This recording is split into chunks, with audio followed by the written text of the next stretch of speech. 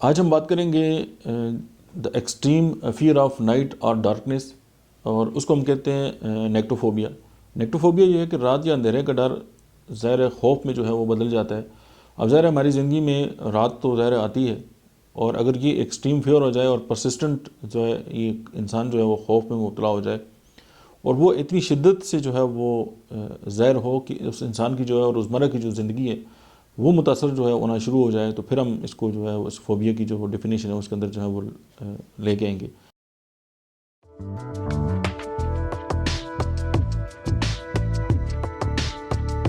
अब जो अंधेरे का खौफ है वो अक्सर जो है वो बच्चों में शुरू होता है, और इसके मतलब जो है वो जो एक्सपर्ट है उनका ये कहना है कि इंसान अंधेरे से जो खौफज़दा इस वजह से होता है कि जब अंधेरा होता है तो उसकी इर्द गिर्द की जो चीज़ें हैं वो ज़ाहिर गायब हो जाती हैं या उसको नज़र नहीं आती, और उस वजह से ज़ाहिर है जब उसके अंदर एक खौफ की जब शिद्दत जो है वो परवान चढ़ती है तो उस वजह से जो है वो सो नहीं पाता, और ये बात जो है उसके लिए शदीद जो है बेचैनी का सबब बनती है।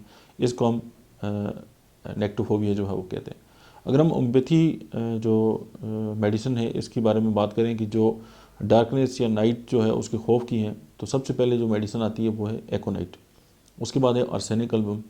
उसके बाद ये जो खौफ है वो एथ्यूज़ा में भी पाया जाता है, और मतलब है कि आर्सेनिक सल्फ में भी पाया जाता है, आर्सेनिक सल्फलैव में पाया जाता है, ऑरम ब्रोम में पाया जाता है, बेलाडोना के अंदर ये खौफ है, किलकेरिया कार्ब के अंदर ये खौफ है, किलकेरिया सल्फ के अंदर ये खौफ है।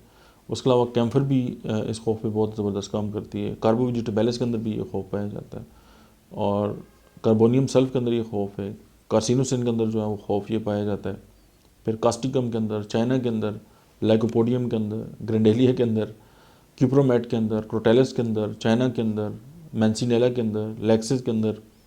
उसके बाद काली आर्स के अंदर, काली ब्रोम के अंदर, फास्फोरस, नेट्रम फॉस, नेट्रोमेयर, मर्कसाल, पल्सटीला, रिस्टॉक्स, सट्रामोनियम, सल्फर, टिब्रोक्लिनियम। तो ये सारी जो दवाइयाँ हैं वो है फियर ऑफ डार्क और नाइट की, जिसे हम जो है वो नेक्टोफोबिया भी कहते हैं।